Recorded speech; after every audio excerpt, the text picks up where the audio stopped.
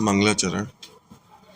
णमो अरहन्ताणं णमो सिद्धाणं णमो आयरियाणं णमो वज्रायाणं णमो लोये सबसाहुणम्। मंगलम भगवान वीरो मंगलम गौतमोऽगडी मंगलम कुंद कुंदार्यो जैन धर्मोस्तु मंगलम सर्वमंगल मांगल्यम सर्वकल्याणकारकम प्रधानं सर्वधर्माणां जैनं जयतो शासनं जैनं जयतो शासनम्। वन्दितु सर्वसिद्धे ध्रुवमचलमणोभवं गतिं पत्ते वोच्छामि समयपाहुड मेडमो सुध केवली भड़िदम।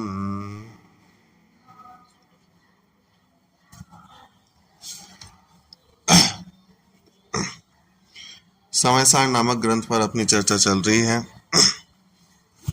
छठवीं गाथा की चर्चा अपन ने प्रारंभ की थी। इसके लगभग 75वें पेज तक अपनी चर्चा हो गई थी ना, 74वें पेज तक अपनी चर्चा हो गई थी। 74वें पेज के जो लास्ट में एक प्रश्न है, यहां से अपन को प्रारंभ करना है। कल अपन ने क्या सिद्ध किया था कि वास्तव में ज्ञेयाकार जो है, तो वास्तव में ज्ञान ज्ञेयाकार रूप ना होकर ज्ञानाकार रूप ही रहता है। मतलब ज्ञेयाकार तो हम उसे उपचार से कहते हैं, ज्ञेय की अपेक्षा से कह देते हैं, वास्तव में तो वो क्या है, ज्ञानाकार ही है। बराबर, यहां तक की चर्चा अपन ने कल कर ली थी। ठीक है, अब 74वें पेज पर एक प्रश्न है। देखो, आप इस बात पर विशेष बल दे रहे हैं कि ज्ञायक रूप से ज्ञात हुआ आत्मा ही शुद्धात्मा है। ठीक है, ज्ञायक रूप से ज्ञात हुआ, इसका क्या कोई विशेष अर्थ है? तो यहाँ पे जो बार बार एक पंक्ति आ रही है ना, ज्ञायक रूप से जो ज्ञात हो रहा है, ज्ञायक रूप से जो जानने में आ रहा है, जानता हुआ जो जानने में आ रहा है, तो उन्होंने कहा ये ज्ञायक रूप से जानता हुआ, इसका अर्थ क्या है, इसका विशेष अर्थ क्या है? मतलब जानता हुआ जानने में आ रहा है, इसका मतलब क्या है? तो देखो, भगवान आत्मा स्वयं ज्ञेय भी है और ज्ञायक भी है। ठीक है, ज्ञेय मतलब जानने में आने योग्य भी है, और ज्ञायक मतलब जानने वाला भी है। मतलब मैं स्वयं जानने वाला भी हूं, स्वयं जानने में आने योग्य भी हूं, स्वयं भी ज्ञेय हूं, स्वयं ज्ञायक भी हूं। ठीक है, दोनों मैं ही हूं। तात्पर्य यह है कि यह जानने में भी आता है और जानता भी है, दोनों ही करता है। जानने में आने के कारण इसे ज्ञेय कहते हैं, और जानने वाला होने से ज्ञायक कहते हैं। ठीक है, तो मैं ही स्वयं को जानने वाला और मैं ही स्वयं जानने में आने वाला, दोनों ही मैं हूं। ठीक है, तो जानने में आने के कारण ज्ञेय कहते हैं और जानने वाला होने से ज्ञायक कहते हैं। ज्ञेय तो सभी पदार्थ है, दुनिया की जितनी वस्तुएं हैं सभी ज्ञेय कहलाती हैं, क्योंकि सभी में एक प्रमेयत्व नाम का एक गुण होता है। ऐसी दुनिया की कोई वस्तु नहीं है, कोई द्रव्य नहीं है जिसमें प्रमेयत्व शक्ति ना हो। हर द्रव्य में प्रमेयत्व शक्ति होती है, इसलिए प्रत्येक द्रव्य ज्ञेय कहलाता है। ठीक है, तो ज्ञेय तो सभी पदार्थ है, आत्मा भी ज्ञेय है, और आत्मा से भिन्न अन्य पदार्थ भी ज्ञेय है। पर जीव द्रव्य को छोड़कर शेष सभी द्रव्य कुछ नहीं जानते हैं। ठीक है, ज्ञेय तो सारे द्रव्य हैं, लेकिन उनको जानने वाला सिर्फ एक जीव द्रव्य है। सभी द्रव्य जानते नहीं है, सभी द्रव्य जानने में आते तो हैं, लेकिन जानने का काम सभी द्रव्य करता है। इसलिए सभी द्रव्य ज्ञेय तो है लेकिन ज्ञायक नहीं है। ज्ञेय और ज्ञायक ये दोनों कौन है? सिर्फ जीव द्रव्य ही है। अन्य द्रव्य सिर्फ ज्ञेय है, ज्ञायक नहीं है। ठीक है, इस तरह जानना यह आत्मा का विशेष गुण है जो अन्य अजीव द्रव्यों में नहीं पाया जाता है। यही कारण है कि यह गुण आत्मा को पर से विभक्त करता है, विभक्त करने का हेतु बनता है। अपन एकट विभक्त आत्मा की चर्चा कर रहे हैं ना, तो दूसरे से भिन्नता कैसे दिखाई देगी कि वो जो विशेष गुण है जो सब में नहीं पाया जाता, उसके माध्यम से हम अपने जीव द्रव्य को अन्य छांटते हैं, अन्य भिन्न देखा जाता है। बराबर, कि मेरा जीव द्रव्य इनसे भिन्न है। कैसे? कि मेरे में ज्ञान पाया जाता है, बाकी सभी द्रव्यों में ज्ञान नहीं पाया जाता। बराबर, इसलिए मैं ज्ञायक हूं, बाकी सारे द्रव्य ज्ञायक नहीं है। ठीक है, यह ज्ञायक भाव आत्मा का ऐसा विशेष गुण है कि जानने का काम तो करता ही है, आत्मा की पहचान का चिन्ह भी बनता है। ठीक है, चिन्ह बोला ऐसे, चिन्ह, चिन्ह क्या? लक्षण। बराबर, तो ये हमारा लक्षण है। तो जीव का लक्षण अपन ज्ञान बोलते हैं ना। ज्ञान क्यों बोला लक्षण? क्योंकि लक्षण क्या होता है? लक्षण वही होता है जो एक वस्तु को दूसरी वस्तु से पृथक कर सके। बात समझ में? एक वस्तु को दूसरी वस्तु से छांट सके, भिन्न कर सके। हाँ, बराबर, हाँ। तो इसीलिए आत्मा का लक्षण जो है वो ज्ञान को बनाया, क्योंकि ज्ञान अपने अंदर तो पाया जाता है, पर में कहीं पे भी नहीं पाया जाता। बराबर,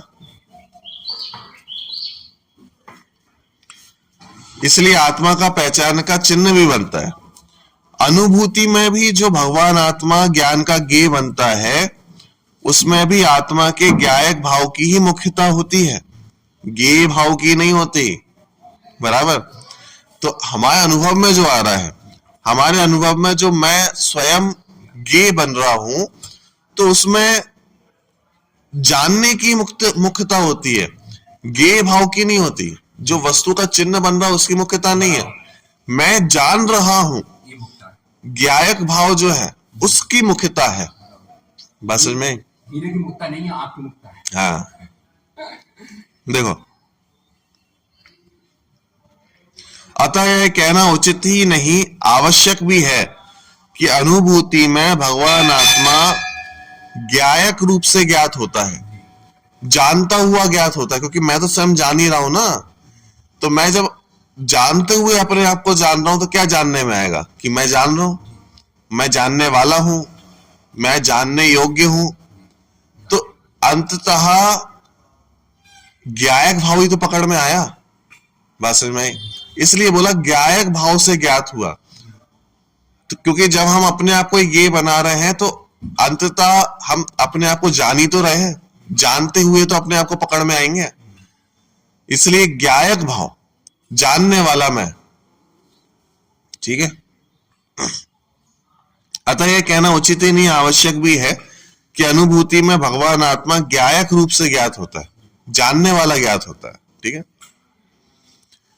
यद्यपि ज्ञायक भाव इस शब्द का वाच्य भगवान आत्मा अनंत गुणों का अखंड पिंड है। ज्ञायक भाव में अनंत गुण व्याप्त हैं, अनुभव में भी अखंड अभेद आत्मा ही आता है। तथापि ज्ञायकता उसकी विशेष पहचान है। अतः यह कहा जाता है कि अनुभूति में भगवान आत्मा ज्ञायक रूप से ज्ञात होता है। क्या मतलब? कि जो ज्ञायक है ना, उसमें अनंत गुण पाए जाते हैं, अनंत धर्म पाए जाते हैं, सब पाया जाता है कि मेरे अंदर अनंत गुण है। लेकिन जब हम अपनी पहचान करने जाएंगे तो अनंत गुण दिखाई नहीं देते। या ये कहो कि अनुभूति में तो आएंगे, लेकिन उन पे लक्ष्य नहीं जाएगा, ज्ञान पे लक्ष्य जाएगा, ज्ञान पे। क्यों? क्योंकि ज्ञान के माध्यम से ही ज्ञायक को पकड़ा जाएगा। बात समझ में आ रही है? हम कहें कि नहीं नहीं, मैं तो प्रमेत्व गुण के माध्यम से, अस्तित्व गुण के माध्यम से इन गुणों के माध्यम से अपने आप को पहचानूंगा, अनुभव करूंगा। तो भगवान आत्मा अनंत गुणों के माध्यम से प्राप्त होने वाली वस्तु नहीं है। बात समझना, अनंत गुण तो सभी द्रव्यों में है, प्रत्येक द्रव्य में है, ठीक है, मेरे अंदर भी है, लेकिन लक्षण ऐसा होना चाहिए दूसरे द्रव्यों से भिन्न कर सके, और वो ज्ञान को बनाया। लक्ष्य के अलावा अलक्ष्य नहीं पाया। हाँ। लक्ष्य नहीं पाया। बराबर। तो ज्ञान को बनाया, इसका मतलब क्या है? ज्ञान एक विशेष शक्ति है ऐसी, ज्ञान के माध्यम से वो ज्ञायक भाव प्राप्त होगा। जब भी अनुभूति होगी वो ज्ञान विशेष रूप से प्राप्त होगा, इसलिए ज्ञायक भाव बोला कि ज्ञायक भाव रूप से प्राप्त होना। ज्ञायक देखो, अतः कहना उचित नहीं, आवश्यक भी है नहीं। देखो, अतः कहा जाता है कि अनुभूति में भगवान आत्मा ज्ञायक रूप से ज्ञात हुआ। तो ज्ञायक रूप से हुआ मतलब क्या? क्योंकि ज्ञान ही वो जो विशेष गुण है। अनुभव में भी अखंड अभेद आत्मा ही आता है, तथापि ज्ञायकता उसकी विशेष पहचान है। ज्ञायकता, जानने वाला, क्योंकि अनुभूति में भेद करके वस्तु प्राप्त नहीं होने वाली है कि ये सुख गुण, ये दर्शन, ये ज्ञान, ये वीर्य, ये चारित्र, ऐसे प्राप्त नहीं होने वाला। क्या प्राप्त होगा? एक अखंड आत्मा होगी, लेकिन ज्ञायकता के माध्यम से प्राप्त होगी, जानने के माध्यम से प्राप्त होगी, जानने वाला आएगा। इसलिए बोला अनुभूति में भगवान आत्मा ज्ञायक रूप से ज्ञात होता है। बराबर। देखो, गहराई से जानने की बात यह है कि इस गाथा में व्यवहार उत्पादक होने से भगवान आत्मा के पर के साथ होने वाले सर्व संबंधों का निषेध किया गया है। बराबर। यहां तक कि ज्ञेय ज्ञायक संबंध को भी अशुद्धि कहा गया है। मतलब कितने सारे संबंध होते हैं, ठीक है, बहुत सारे संबंध है। समय सार में बहुत सारे संबंधों का प्रयोग आएगा। अभी ज्ञेय ज्ञायक संबंध है,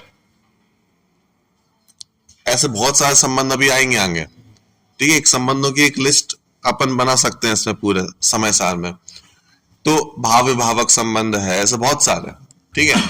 लेकिन यहाँ पे कहा कि दूसरे संबंध तो छोड़ो, आत्मा के पर के साथ ज्ञेय ज्ञायक संबंध भी नहीं है। मतलब ज्ञेय ज्ञायक संबंध आप कहो सबसे सामान्य संबंध है, सबसे सामान्य संबंध है। और यहां कह रहे हैं कि समय सार में आत्मा और पर के साथ ज्ञेय ज्ञायक संबंध भी नहीं है। दूसरे संबंधों में तो कुछ होता हुआ दिखाई भी देता है। भाव भावक संबंध है तो भाव हो रहे हैं, वहां पे भाव्य कोई खड़ा है, कर्म खड़े हैं, कुछ ना कुछ दिखाई देता है। ज्ञेय ज्ञायक संबंध में क्या है? मतलब दर्पण और वस्तु, इन दोनों के बीच में संबंध क्या है? कि भाई बस वस्तु है और दर्पण में ऐसी योग्यता है कि वो झलकाएगा ही झलकाएगा। क्या कभी ऐसा हो सकता है कि दर्पण कुछ ना झलकाए?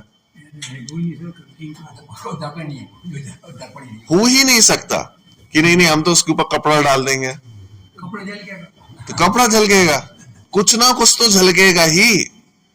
उसका स्वभाव ही ऐसा है कि झलकाना वो छोड़ ही नहीं सकता। कुछ भी कर लिया जाए, कुछ ना कुछ तो झलकेगा ही। बात समझ में आ रही? झलकेगा, उसे जानने वाला ज्ञान। हाँ, दर्पण स्वयं नहीं जानता। बराबर। तो बात समझना, ये इतनी सामान्य है कि कुछ ना कुछ झलकेगा। अब अपन कहें कि नहीं इन दोनों, एक वस्तु और दर्पण के बीच में एक संबंध है, विशिष्ट संबंध है। तो आचार्य कह रहे हैं कि भाई हम तो ये कह रहे हैं कि उस संबंध का भी हम निषेध कर रहे हैं। क्यों? क्योंकि कुछ नियामक नहीं है, कुछ ऐसा नहीं कि वस्तु होगी तभी झलकेगा। वो तो झलकना उसका ऐसा स्वभाव है, झलकेगा ही। बात समझ में आई? हाँ, इसलिए वो कह रहे हैं कि वो वस्तु उसमें आके प्रविष्ट नहीं होगी दर्पण में, वो तो इसकी ऐसी निर्मलता है कि वो उसका आकार बन गया, इसलिए ऐसी ताकत है, वो जानेगा ही। जानेगा ही। तुम चाहोगे नहीं जानो। हाँ, मतलब ज्ञेय के आधार से ज्ञान नहीं होता, ज्ञेय के कारण ज्ञान नहीं होता कि ज्ञेय होगा तो ही ज्ञान होगा, ऐसा नहीं है। ज्ञान ज्ञान के कारण होता है। इसलिए ज्ञेय ज्ञायक संबंध का भी उन्होंने निषेध कर दिया कि कौन ज्ञान नहीं, मैं ही ज्ञान हूं, मैं ही ज्ञेय, मैं ही ज्ञायक, और मेरी ऐसी योग्यता है कि किसी ज्ञेय के आधार से मेरा ज्ञान नहीं हो रहा है, मेरी अपनी योग्यता के कारण हो रहा है। जी, उसका नाम सफर प्रकाशक। हाँ, बात समझ में आई? गहराई से जानने की बात यह है कि इस गाथा में व्यवहार उत्पादक होने से भगवान आत्मा के पर के साथ होने वाले सर्व संबंधों का निषेध किया गया है। कोई संबंध नहीं है जिससे व्यवहार उत्पन्न हो, तो व्यवहार को उत्पन्न ही नहीं किया। यहां तक कि ज्ञेय ज्ञायक संबंध को भी अशुद्धि कहा गया है। हाँ, कि ये ज्ञेय, मैं ज्ञायक, मैं इसको जानता हूं, अरे अशुद्धि है, ये तो हमारे ज्ञान की पराधीनता है।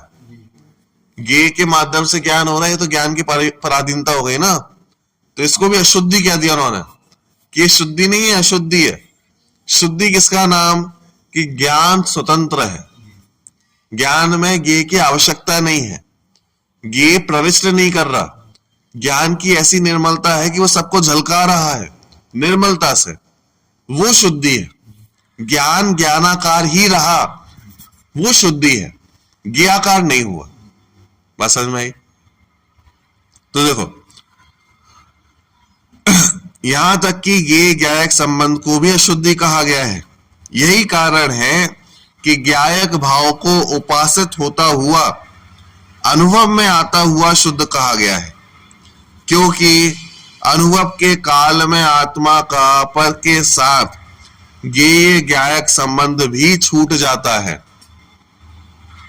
वहां तो एक शुद्ध ज्ञायक भाव ही अनुभव में आता है। आत्मा ही ज्ञेय और आत्मा ही ज्ञायक, इस प्रकार ज्ञेय ज्ञायक भी अभेद ही हो जाते हैं। ठीक है, जानने वाला भी मैं और जानने में आने वाला भी मैं, ज्ञेय भी मैं, ज्ञायक भी मैं। हाँ, ठीक है, जानने वाला भी मैं ही हूं, जानने में आने वाला भी मैं ही हूं। तो जब जानने वाला ही मैं हूं तो ज्ञायक भाव से तो प्राप्त हुआ, बराबर।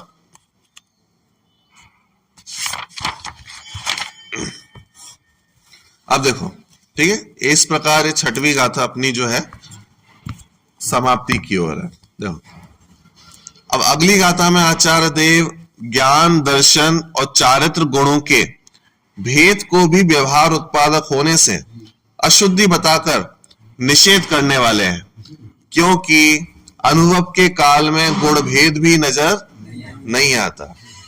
अनुभव के काल में ज्ञायक भाव जैसा नजर आता है, परम शुद्ध निश्चय का विषयभूत वही ज्ञायक भाव शुद्ध कहलाता है। यह स्पष्ट करना भी उक्त गाथा का, उक्त कथन का मूल प्रयोजन है। ठीक है, क्योंकि शुद्धता प्राप्त करनी है। जब अनुभव होगा तो शुद्धता प्राप्त होगी। सारी अशुद्धता को त्याग दो, तो सारी अशुद्धता त्याग दो मतलब ज्ञेय ज्ञायक संबंध भी त्याग दो। ज्ञेय ज्ञायक संबंध मतलब ये सामने वाला ज्ञेय और मैं इसको जान रहा हूं, ये अशुद्धता है, इसको भी अशुद्धता कह दिया। हमारे ज्ञान में जो ज्ञेय झलक रहा है, अगर ज्ञेय पे दृष्टि जा रही है तो हम कहेंगे ये अशुद्धता है। कुछ भी झलक रहा है तो विकल्प उठेंगे। हाँ, निर्विकल्प दर्शन। अगर उस तरफ ध्यान गया कि नहीं नहीं ये तो ज्ञेय है, मैं इसको जान रहा हूं, तो विकल्प खड़े होंगे, वो अशुद्धता है। तो क्या दिखाई देगा? वो ज्ञेय दिखाई नहीं देंगे, ज्ञान दिखाई देना चाहिए। मतलब ज्ञेय ज्ञायक संबंध का भी त्याग करके सिर्फ दर्पण, जैसे दर्पण है ना, तो उसमें क्या झलक रहा है उससे प्रयोजन नहीं है हमारा, वो झलकाने की योग्यता है, वो निर्मल है। तो दर्पण की सिर्फ निर्मलता दिखना, वो शुद्धता है। कुछ भी झलक रहा हो उसके अंदर, उसके सामने माइक रख दिया हो तो भी हमें दर्पण दिखाई दे रहा है, उसके सामने मोबाइल रख दो तो भी दर्पण दिखाई दे रहा है, वो दर्पण की निर्मलता दिखाई दे रही है। सिर्फ दर्पण ही है, उसमें हमने सारा ज्ञेय ज्ञायक खत्म कर दिया, बराबर। ऐसे ही मेरे अंदर कुछ भी झलक रहा है तो हम क्या कहेंगे? नहीं नहीं ये तो ज्ञानी है। बात समझ में आई? अब इसका मतलब हमारे सामने तीर्थंकर देव भी झलक रहे हैं, वो भी ज्ञान में आ रहे हैं, तो भी क्या कि तीर्थंकर देव पे हमारी दृष्टि नहीं जा रही, कहां जा रही है? ज्ञान पे दृष्टि जा रही है। ये ज्ञान की निर्मलता है, सब जानने में ही आ रहा है। बस जो कुछ भी सब जानने में आ रहा है, जानने में योग्य है। तो ना राग खड़ा हो रहा है ना द्वेष खड़ा हो रहा है, ठीक है, सब जानने में ही तो आ रहा है, जानने ही तो स्वभाव है, कुछ करना स्वभाव नहीं है, बराबर। तो जब वो ज्ञेय पे दृष्टि ना जाके सिर्फ ज्ञान की निर्मलता पे दृष्टि जा रही है, तो ज्ञेय ज्ञायक संबंध भी दूर कर दिया, उतनी अशुद्धता भी खड़ी कर दी, ठीक है, हटा दी, तो सिर्फ एक ज्ञान ही बचा, ठीक है।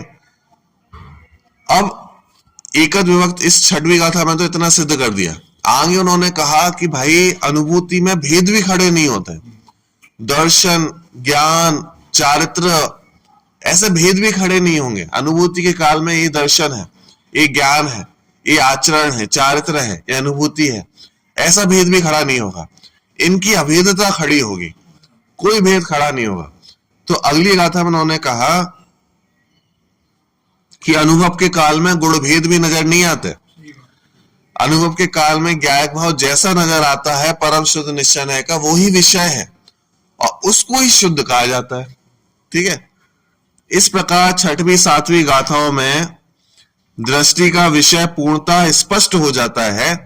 यही कारण है कि इन गाथाओं को समय सार का भी सार कहा जाता है, क्योंकि इनमें संपूर्ण समय सार का सार आ जाता है। ये छठवीं सातवीं गाथा है ना दोनों, ये समझ लो पूरे समय सार का हृदय है, हृदय पूरे समय सार का, मतलब पूरे समय सार का निचोड़ कहा जाए, दृष्टि का विषय कहा जाए तो छठवीं सातवीं गाथा है। मतलब जैसे कहते हैं ना संक्षिप्त में जैसे समय सार पढ़ना हो तो छठवीं सातवीं गाथा तक पढ़ लो, पहली से छठवीं सातवीं पूरा समय सार हो जाएगा। थोड़ा और विस्तार पढ़ना तो 11वीं गाथा तक पढ़ लो और फिर तो पूरा ग्रंथ है ही विस्तार में। तो छठवीं सातवीं गाथा को पूरा उसमें निचोड़ है, एकदम दृष्टि का विषय आ गया पूरा, क्या किस पे दृष्टि डालना है, ठीक है। अब सातवीं गाथा में जो है दर्शन, ज्ञान, चारित्र, इनकी भी अवैधता होनी चाहिए, इस बात को यहां पे सिद्ध करेंगे, ठीक है। चलो अब सातवीं गाथा को अपन देखते हैं, उत्थानी का देखते हैं पहले। अब यहां प्रश्न उपस्थित होता है कि पर के साथ का ज्ञेय ज्ञायक संबंध भी जब व्यवहार होने से अशुद्धि का जनक है, तब तो विकल्प उत्पादक गुण भेद भी व्यवहार होने से अशुद्धि का ही जनक होगा। ऐसी स्थिति में आत्मा में ज्ञान है, दर्शन है, चारित्र है, ऐसा कहना भी असत्यार्थ होगा। प्रश्न समझ में आया कि नहीं आया? प्रश्न किया गया कि भाई हम जब ध्यान के काल में बैठे तो भाई हम क्या विचार किया कि नहीं देखो ये दर्शन है, ये ज्ञान है, ये चारित्र है, मेरे अंदर अनंत गुण है, मेरे अंदर सुख भी है, वीर भी है, चारित्र भी है। अब जब हम एक एक गुण के संबंध में विचार करते रहे तो जो केंद्र था, जो दृष्टि का विषय था, वो तो पकड़ में नहीं आया। तो पकड़ में क्या आया कि विकल्प ही विकल्प उत्पन्न हुए, सिर्फ विकल्प उत्पन्न हुए। हमारे ज्ञानी ज्ञान में वो चीजें चलती रही, ज्ञानी ज्ञान में वो मंथन चलता रहा। तो ज्ञान तो हो रहा है हमें, लेकिन जो ध्यान होना चाहिए वो नहीं हो रहा। हाँ, बात समझ में आई कि नहीं? भाई शिकंजी है तो शिकंजी का आनंद क्या है? कि शिकंजी का आनंद ये है कि निर्विकल्प होकर उसका आनंद लिया जाए। लेकिन हमने उसमें ध्यान लगाना स्टार्ट किया क्या कि आप देखो ये शक्कर का आनंद ले रहा हूं मैं, थोड़ा थोड़ा इलायची भी आ रही है, तो क्या होगा कि पूरा आनंद बिगड़ जाएगा। बात समझ में आई? उसका वास्तविक आनंद क्या है कि निर्विकल्प होकर उसका रसास्वादन किया जाए। शिकंजी का वास्तविक आनंद वही है। बात समझ में आई? इसीलिए यहां पे कहा कि ध्यान के काल में जब बैठने के बाद हम ये विकल्प करें कि ये दर्शन है, ये ज्ञान है, ये चारित्र है, ये सुख है, अब ये वीर है, अब मैं इसकी अनुभूति कर रहा हूं तो ज्ञान के माध्यम से कर रहा हूं, मैं जानने वाला, अब मैं जो जान रहा हूं वो ज्ञेय। जब ये बारंबार ये चल रहा है तो ये क्या चल रहा है वास्तव में? ये तो मंथन चल रहा है, ये तो ज्ञान की क्रिया चल रही है, ये ध्यान नहीं हुआ, ये दृष्टि का विषय नहीं हुआ। तो उन्होंने कहा कि जब छठवीं गाथा में आपने ज्ञेय ज्ञायक संबंध का भी निषेध कर दिया, आप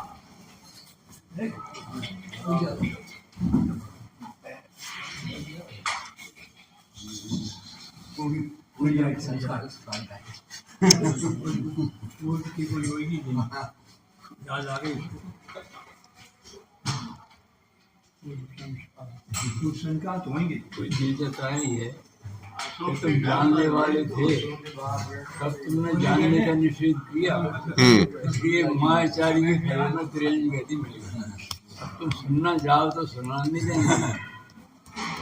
चलिए मायाचारी का परिणाम ये है कि स्वयं गायब होते हुए तो कहता है मेरे समझ में नहीं आया।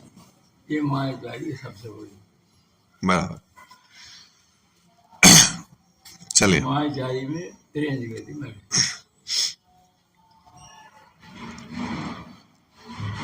तो उन्होंने कहा कि जब ये ज्ञायक संबंध का भी निषेध कर दिया, हम इतना भेद भी नहीं चाहते कि मेरी शुद्ध पर्याय में जो जानने में आ रहा है ना, उस पर भी दृष्टि मत करो, उसको भी ज्ञेय मत बोलो, सिर्फ ज्ञान।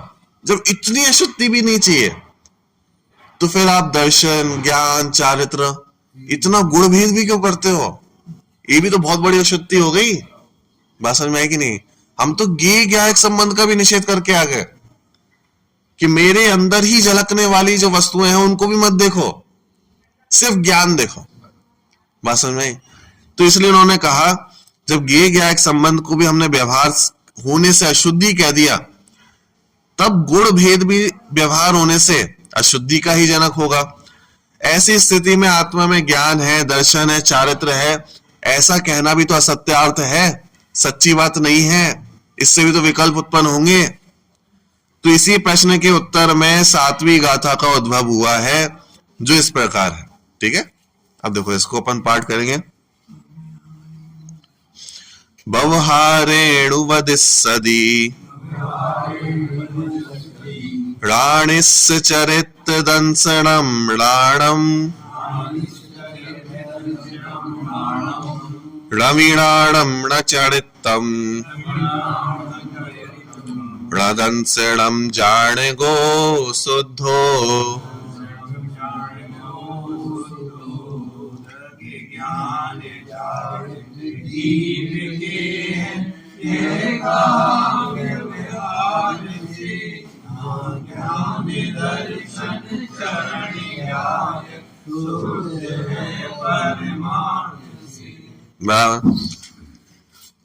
नीचे हिंदी वाला पढ़ने से वैसे मूल अर्थ तो क्लियर हो ही जाता है ना, लेकिन आप देखो, अब इसको प्राकृत में देखें ना, तो व्यवहारेणु वदिस्सदि राणिस्य चरित दंसणम राणम, कि व्यवहार न बोलता है। क्या बोलता है? व्यवहारेणु वदिस्सदि, कि व्यवहार न कहता है कि राणिस्य, राणिस मतलब ज्ञानी के, चरित दंसणम और राणम, ये 3 चीजें है ना। चरित मतलब चारित्र, दंसणम मतलब दर्शन, राणम मतलब ज्ञान। तो व्यवहार न बोलता है कि ज्ञानी के दर्शन है, ज्ञान है और चारित्र है। क्या मतलब है इसका? कि भाई व्यवहार न बोलता है भेद करके कि देखो इसके पास दर्शन भी है, ज्ञान भी है, चारित्र भी है। कौन बोलता है? व्यवहार न। तो व्यवहारेणु वदिस्सदि राणिस्य चरित दंसणम राणम। ठीक है, रवीणाणम, अब देखो रवीणाणम क्या? ज्ञान नहीं है, रवीणाणम नहीं है ज्ञान, न चरितम चारित्र भी नहीं है, न दंसणम दंसण भी नहीं है। कौन बोलता है? जाणगो शुद्धो, शुद्ध नय। तो शुद्ध नय क्या बोलता है? रवीणाणम न दंसणम न चरितम। क्या भैया, क्या हमारे अंदर ज्ञान नहीं है क्या? हमारे अंदर दर्शन नहीं है क्या? अरे बोलता है इनका गुण भेद नहीं है, अलग अलग दिखाई नहीं देंगे, जब भी दिखाई देंगे कि एक रूप ही दिखाई देंगे। ऐसा बोलने वाला कौन है? कि शुद्ध न। बात समझ में आई कि नहीं आई? तो आचार्य ने कहा कि दोनों ही कथन गलत नहीं है, दोनों ही कथन सही हैं, लेकिन एक व्यवहार का है, एक निश्चय का है। ध्यान के काल में सब गौण होगा। हाँ, तो जब ध्यान होगा तब तो सब गौण ही हो जाएंगे। तो व्यवहार नहीं तो बोलेगा कि दर्शन है, ज्ञान है, चारित्र है, क्योंकि उसकी उपयोगिता अलग है। उसका उपयोग दृष्टि के विषय में काम में नहीं आता, उसका उपयोग काम में आता है जानने में, बुद्धि करने में, पढ़ने में, पढ़ाने में। तो व्यवहार नहीं तो खोल खोल के बतलाएगा, लेकिन उससे दृष्टि के विषय प्राप्त नहीं होगा। दृष्टि का विषय प्राप्त होगा जब व्यवहार नय की संपूर्ण वस्तु जान ली, अब इसको गौण करके उसका आनंद लिया जाए तो शुद्ध नय की वस्तु प्राप्त होगी। को भेद करके कहना हाँ, व्यवहार, वो व्यवहार, ठीक है, वस्तु का भेद। व्यवहार। देखो, तो व्यवहारेणु वदिष्यति राणस्य चरित दंसनम राणम। व्यवहार नय बोलता है कि ज्ञानी के क्या है, दर्शन है, ज्ञान है और चारित्र है। रणवीराणम ण चरितम ण दंसनम, कौन बोलेगा, शुद्ध हो, तो ऐसा जानना चाहिए कि ऐसा शुद्ध नय बोलता है, ठीक है। अब देखो हिंदी अर्थ, ज्ञानी राणसल है, राणस्य ज्ञानी के, ठीक है। तो ज्ञानी आत्मा के, ज्ञानी मतलब आत्मा, ज्ञानी मतलब आत्मा कैसे लिया, जो ज्ञान वाला है उसका नाम आत्मा। तो कौन कौन ज्ञानी है, कि दुनिया का हर जीव ज्ञानी है, क्योंकि जिसके पास ज्ञान है वो ज्ञानी है। हाँ, जीव मात्र ज्ञानी है, जीव के अलावा कोई ज्ञानी नहीं है, ठीक है। तो राणिस से बोल के उन्होंने विशेष कोई ज्ञानी होगा, विद्वान होगा, ऐसा नहीं लेना कि नहीं नहीं ये तो विशेष ज्ञानी कैसे अलग अलग होते हैं, ऐसा नहीं। जिसके पास भी ज्ञान है उसकी अपेक्षा बोला जा रहा है, तो जीव की अपेक्षा बोला जा रहा है, ठीक है। तो राणिस्य यानी ज्ञानी यानी आत्मा, तो आत्मा के ज्ञान, दर्शन और चारित्र, ये तीन भाव व्यवहार से कहे जाते हैं। व्यवहार रेणु वदिष्यति, ठीक है। निश्चय से ज्ञान भी नहीं है, णवीणाणम दर्शन भी नहीं है, णदंसणम और चारित्र भी नहीं है, णचरितम, ठीक है। ज्ञानी आत्मा तो एक शुद्ध ज्ञायक ही है, तो उसको तो जानो शुद्ध, मतलब उसको शुद्ध जानो। कैसे जानो, तो णवीणाणम णचरितम णदंसणम जानो को शुद्ध हो। तो ऐसे जो अभेद वस्तु है उसको शुद्ध जानना चाहिए, यह शुद्ध रह से कहा गया, ठीक है। अब देखो, आत्मा में ज्ञान, दर्शन, चारित्र गुण नहीं है, यह बात नहीं है। क्या बोला कि ये मत सोचना कि आत्मा में ज्ञान नहीं है, दर्शन नहीं है, चारित्र नहीं है, क्योंकि लिखा है तो नीचे क्या लिखा है, रविराणम रणचरितम रणदंसणम। तो हम क्या सोचेंगे कि अरे वो तो व्यवहार में तो क्या होता है, सत्यार्थ होता है ना, झूठा होता है, तो वो तो ऐसे बोल दिया होगा, उसने काल्पनिक वस्तु बोल दी होगी, आत्मा में थोड़ी ना ज्ञान होगा, दर्शन होगा। तो यहां कह रहे हैं ऐसा मत सोचना कि आत्मा में अलग अलग नहीं है, आत्मा में ये सब है, लेकिन अभेद रूप से है, दृष्टि के विषय के समय दिखाई नहीं देंगे। ये बोलने का यहां पे इसलिए बोला कि रविराणम ज्ञान नहीं है, बराबर। जैसे शिकंजी में ये मत समझो कि शक्कर नहीं है, नींबू नहीं है, पानी नहीं है, इलायची नहीं है, उसमें है सब, लेकिन जब उसका आनंद लिया जाएगा, पिया जाएगा, तो अलग अलग दिखाई नहीं देंगे। इसलिए हम बोल देंगे रवि शक्करम, नींबू भी नहीं है उसमें, शक्कर भी नहीं है, कुछ नहीं है, आप तो आनंद लो। शिकंजी है वो, बस वो अलग अलग नहीं है, अब वो अभेद हो चुकी है, बात समझ में आई। तो देखो, आत्मा में ज्ञान, दर्शन, चारित्र गुण नहीं है, यह बात नहीं है, ठीक है, क्योंकि आत्मा तो ज्ञानादि अनंत गुणों का अखंड पिंड ही है, और ज्ञानादि गुणों के अखंड पिंड रूप आत्मा को ही ज्ञायक भाव कहते हैं, ठीक है। इसलिए ये सब है। छठवीं गाथा में ज्ञायक भाव को उपासित होता हुआ शुद्ध कहा था, अनुभूति में आता हुआ शुद्ध कहा था, और अनुभूति निर्विकल्प दशा में ही होती है। गुणों के विस्तार में जाने से, भेदों में जाने से विकल्पों की उत्पत्ति होती है।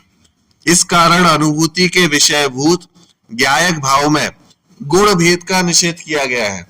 कि भाई साहब, जो वस्तु हमारे अंदर ही है उसका निषेध क्यों कर रहे हो, वो भी तो मेरा अंग ही है, वो भी तो मेरा एक स्वरूप ही है, गुण मेरे स्वरूप है, आप उसका निषेध कर रहे हो। ऐसा क्यों कर रहे हो, क्योंकि जब जब हम गुण भेदों पे दृष्टि डालेंगे ना, सिर्फ और सिर्फ विकल्प उत्पन्न होंगे, और विकल्पों से तो दृष्टि का विषय प्राप्त होगा नहीं, उपयोग भटकेगा।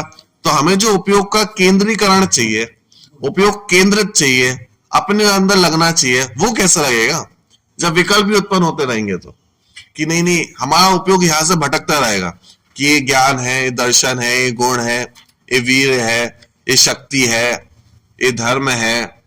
अब इसी में उपयोग लगता रहेगा। गुण भेद करने से विकल्प भटकते हैं, बराबर। तो विकल्पों को जानना ही नहीं है क्या? कि नहीं नहीं जानना तो पड़ेगा, क्योंकि नहीं जानेंगे तो कहां तक पहुंचना है वही समझ में नहीं आएगा। भटकना नहीं उसमें विकल्प। हाँ, लेकिन जानने के बाद सिर्फ उसमें ही उलझना नहीं, उनको भी अभेद करके दृष्टि के विषय तक पहुंचना है। बात समझ में आ गई? इसलिए छठवीं गाथा में ज्ञायक भाव को उपासित होता हुआ शुद्ध किया। उपासित होता हुआ मतलब अनुभूति में आता हुआ, अनुभव में आता हुआ शुद्ध कहा था उसको कि अनुभव में आता हुआ शुद्ध है।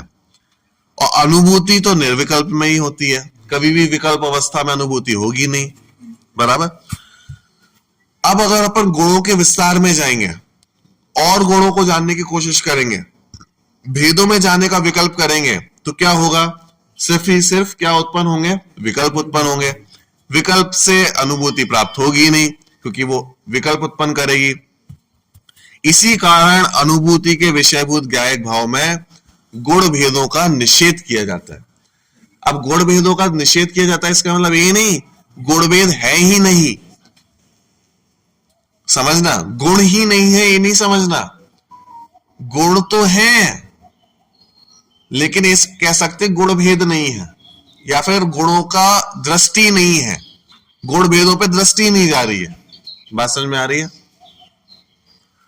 आत्मा में ज्ञान भी है, दर्शन भी है, चारित्र भी है, और ज्ञान और दर्शन अलग अलग भी है, लेकिन अनुभूति में अलग अलग देखा नहीं जाएगा।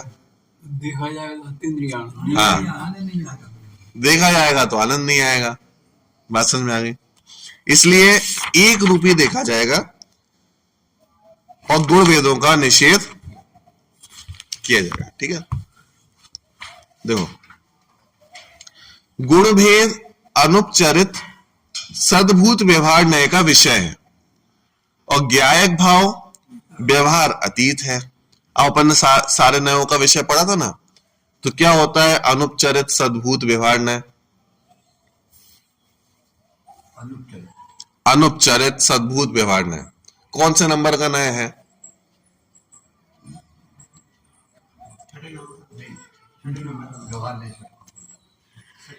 इसमें मिले रहोगे अनुभूति नहीं होगी, इंद्रियां नहीं आएगा।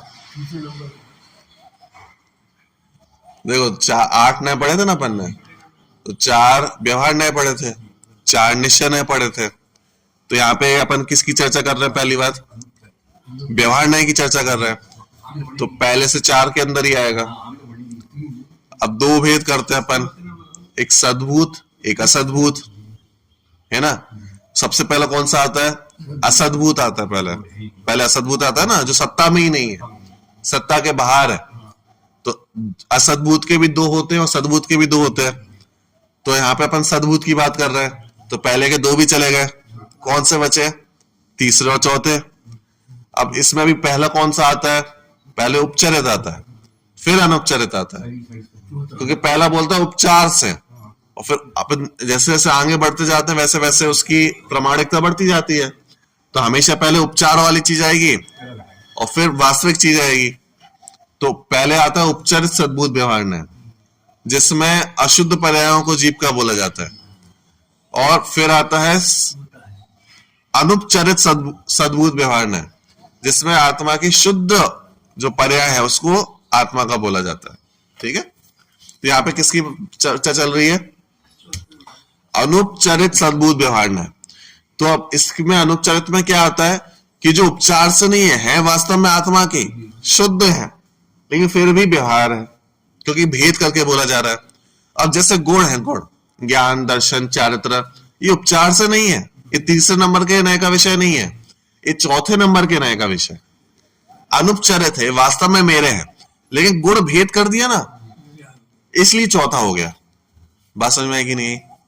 नहीं तो फिर वो शुद्ध निश्चय नय में चला जाता, निश्चय की बात हो जाती है। अभी व्यवहार की चर्चा चल रही है। ठीक है, इसलिए क्या बोला? गुण भेद अनुपचरित सद्भूत व्यवहार नय का विषय। अनुपचरित सद्भूत मतलब चौथे नंबर के नय का विषय। और ज्ञायक भाव तो व्यवहार अतीत होता है, ज्ञायक भाव तो कैसे पकड़ में आएगा? 8वें नंबर से पकड़ में आएगा। तो हम चौथे नंबर में गुण भेद करते रहेंगे तो 8वें नंबर तक पहुंचेंगे कैसे? बात समझ में आएगी नहीं? अब गुण भेद एक हमने यहां पे किया और यही चीज अगर अंदर चलती रहेगी तो भी 8वें पे नहीं पहुंच पाएंगे। तो अभी हम जो कर रहे थे कि भाई ये 8वें नंबर का विषय है कि चौथे नंबर का विषय है, ध्यान के काल में ये भी तो विकल्प कहलाएंगे, तो इससे भी 8वां नंबर प्राप्त नहीं होगा। बात समझ में आएगी नहीं? तो कुल मिला के कहना ये चाहते हैं कि इसको समझे बिना भी आगे नहीं बढ़ेंगे और इस पे अटक के भी आगे नहीं बढ़ेंगे, समझना भी पड़ेगा और सिर्फ समझ के रुकना नहीं पड़ेगा, आगे बढ़ना पड़ेगा। बात समझ में आई? देखो ये बस लास्ट पैराग्राफ लेते हैं, फिर कल चर्चा करेंगे, ठीक है। गुण भेद अनुपचारित सद्भूत व्यवहार नय का विषय है और ज्ञायक भाव व्यवहार से अतीत होता है। इस कारण त्रिकाली ध्रुव ज्ञायक भाव में गुण भेद का निषेध अपने आप हो गया, ठीक है। छठवीं गाथा में प्रमत्त अप्रमत्त पर्यायों के निषेध द्वारा उपचरित सद्भूत व्यवहार नय का निषेध किया गया था।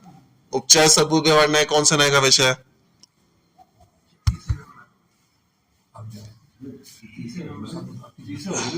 हाँ, अभी तो अपन ने देखा कि सद्भूत की चर्चा है सबसे पहले, तो या तो तीसरा होगा या चौथा होगा, तो उसमें भी उपचार पहले आता है।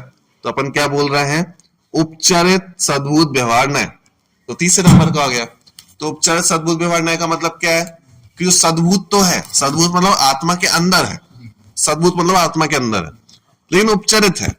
उपचारित मतलब जो वास्तव में मेरा तो नहीं है, लेकिन उसको उपचार से कहा जाता है, सिर्फ इतना सा मतलब है उसका।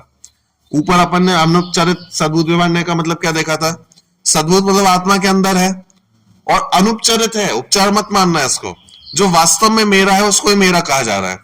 जैसे गुण भेद है तो है तो आत्मा के ही ना, गुण आत्मा के बाहर थोड़ी ना है, इसलिए उसको बोला अनुपचारित सद्भूत।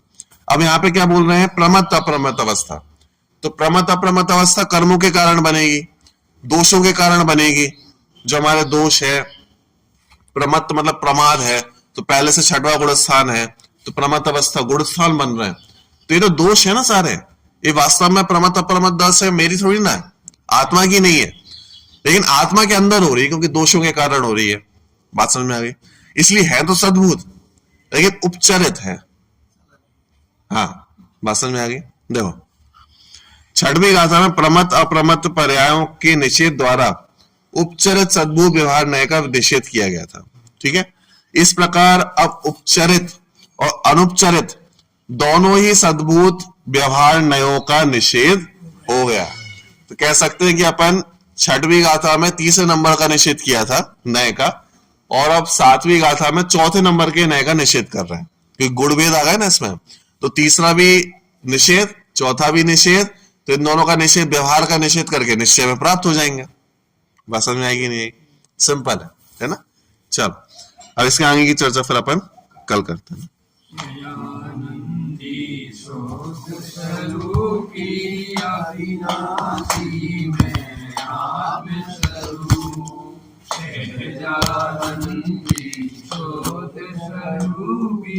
अविनाशी